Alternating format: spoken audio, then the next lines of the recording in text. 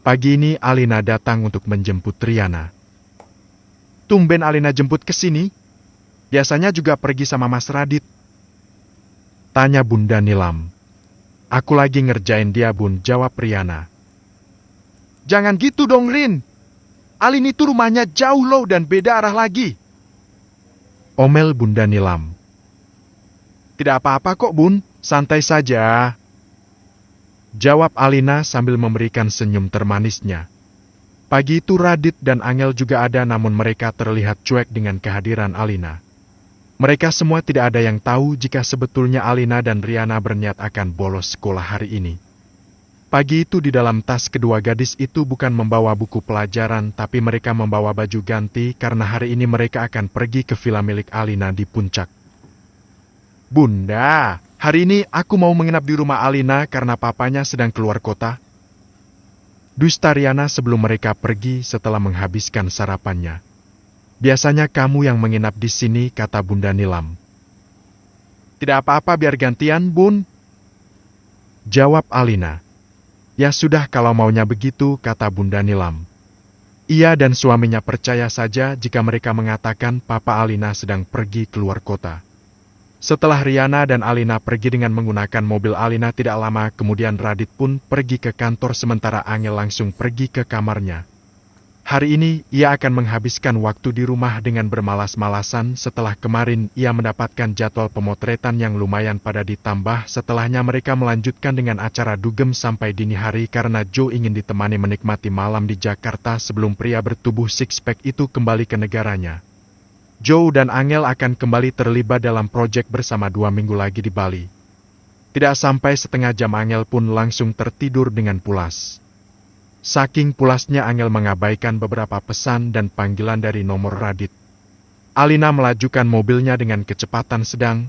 Kedua gadis itu masih mengenakan seragam SMA-nya dan rencananya mereka akan mengganti baju sekolahnya begitu tiba di villa Alina. Tujuan utama Riana dan Alina memang villa milik Alina, namun dari sana mereka akan mengunjungi sebuah klub malam yang sedang santer dibicarakan oleh teman-teman mereka yang hobi clubbing. Klub malam yang akan mereka datangi kabarnya sering menampilkan penari wanita dan pria telanjang dan kedua gadis itu sangat penasaran ingin melihatnya meskipun untuk itu mereka harus merogoh kocek cukup dalam. Rasa penasaran Alina dan Riana memang sedang tinggi-tingginya oleh sebab itu mereka nekat berbohong hanya karena untuk memuaskan rasa ingin tahu mereka. Kebetulan hari itu di sekolah mereka sedang diadakan perlombaan antar sekolah jadi seandainya mereka bolos pun tidak akan ada yang tahu. Sebelum jam 10 pagi mereka sudah tiba di villa milik Alina di puncak. Siang itu Alina menghabiskan waktu dengan bersantai dan tiduran untuk persiapan nanti malam. Siang itu Alina masih sempat menerima telepon dari papanya yang menanyakan apakah Alina jadi menginap di rumah Riana karena Alina bilang jika malam ini ia akan menginap di rumah Riana. Bokap ngecek, kata Alina sambil tertawa setelah mengakhiri panggilan telepon dari papanya. Jam 7 malam kedua gadis itu sudah bersiap-siap untuk pergi ke klub. Kok gue jadi deg-degan ya, kata Alina saat mereka sampai di klub yang dimaksud. Di parkiran berjajar mobil-mobil mewah berplat B dan D termasuk salah satunya adalah mobil Alina. Kedua gadis itu sudah searching di laman pencarian minuman apa saja yang ada di klub yang non-alkohol karena mereka tidak berniat mabuk. Mereka hanya ingin melihat penari telanjang saja yang konon diimpor dari Rusia. Alina dan Riana duduk di sebuah meja dan mereka sudah memesan 2 gelas mocktail karena minuman itu terbuat dari campuran sari buah dan soda dan tidak mengandung alkohol. Wajah cantik kedua gadis itu terlihat tegang saat pertunjukan striptis akan dimulai. Sepasang pria dan wanita berkulit putih khas Rusia muncul dan mulai menari. Awalnya kedua penari itu berpakaian lengkap khas penari. Namun kemudian mereka melepas satu persatu pakaian mereka hingga benar-benar telanjang. Astaga, panjang banget! Alina dan Riana tertawa terkikik menonton kedua bule itu memamerkan tubuh telanjang mereka sambil mengikuti alunan musik. Saat melihat penari striptis itu, pikiran Alina malah melanglang buana kepada Radit. Meskipun pria pribumi namun Radit juga memiliki benda keramat yang tidak kalah besar dan panjang dari penari pria itu. Alina mengetuk-ngetuk kepalanya agar berhenti memikirkan Radit.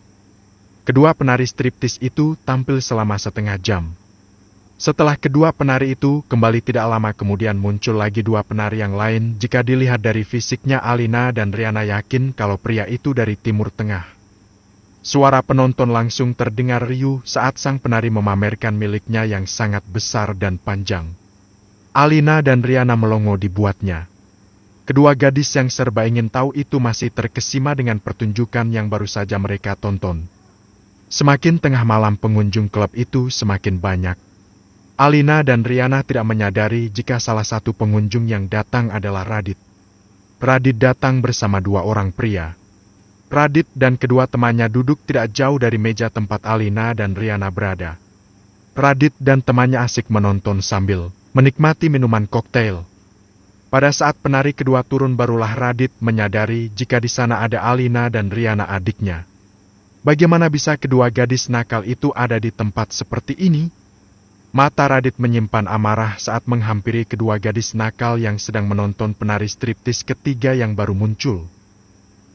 "Eri, kakak lu!" bisik Alina saat melihat Radit berdiri menjulang di dekat mejanya. "Mas Radit!" Mata Riana nyaris loncat karena kaget bertemu dengan kakaknya di sana. Tanpa berbasa-basi, Radit pun menggusur Alina dan Riana keluar dari klub dan langsung menyuruh kedua gadis nakal itu masuk ke mobilnya. Alina dan Riana menggigil ketakutan di mobil Radit. "Siapa yang ngajak datang ke tempat seperti ini?" tanya Radit. "Tidak ada yang mengajak, ini atas inisiatif kami sendiri." Alina yang menjawab. "Aku tidak menyangka kalian benar-benar nakal," kata Radit murka. Alina dan Riana meringkuk ketakutan di kursi belakang. Radit terlihat menghubungi kedua temannya yang masih ada di dalam. "Jeff, gue balik duluan ya, mau ngurus dua curut nakal dulu," kata Radit. Alina dan Riana saling tatap, kita dibilang curut, ucap mereka bersamaan. Radit menoleh dan menatap kepada kedua gadis nakal yang baru saja ia sebut curut itu. "Aku akan aduin sama ayah, biar ayah yang tentukan hukuman apa yang pantas untuk kamu." Radit menatap tajam ke arah Riana. "Jangan kakak," cicit Riana ketakutan. Alina terlihat lebih santai karena ancaman itu hanya berlaku kepada Riana saja karena Riana adalah adiknya Radit. Tidak mungkin Radit mengadu kepada papanya karena mereka tidak saling kenal dan papanya adalah orang sibuk sehingga sulit ditemui. "Aku akan bawa kalian pulang sekarang," kata Radit sambil mulai menyalakan mesin mobilnya. "Mas, aku bawa mobil sendiri, aku pulang sendiri saja," kata Alina sebelum Radit membawanya pulang. Radit menoleh ke arah Alina. "Mana kunci mobil kamu?" tanya Radit. Dengan takut Alina memberikan kunci mobil miliknya kepada Radit. Tanpa berkata apapun, Radit mengambilnya dan ia langsung turun dari mobilnya kemudian menghampiri seorang security yang ada di sana. "Ada apa, Mas?" tanya pria bertubuh tegap itu. Ia sudah cukup mengenal Radit karena Radit dan kedua temannya sering datang ke sana. "Tolong berikan kunci mobil ini kepada Dirga di dalam," jawab Radit. Dirga adalah salah satu teman Radit yang datang bersamanya tadi. "Baik Mas," jawab security itu. Setelah menitipkan kunci mobil Alina, Radit pun kembali masuk ke dalam mobilnya dan membawa kedua gadis nakal itu pulang. Karena takut, Alina tidak sempat protes ataupun bertanya tentang nasib mobilnya itu. Sepanjang perjalanan Radit terus mengomel, terutama memarahi Riana adiknya. "Kenapa harus ngomel-ngomel sih, padahal sendirinya juga ada di sana," batin Alina. Tiba di Jakarta, Radit terlebih dahulu mengantarkan Alina pulang sebelum ia membawa Riana pulang.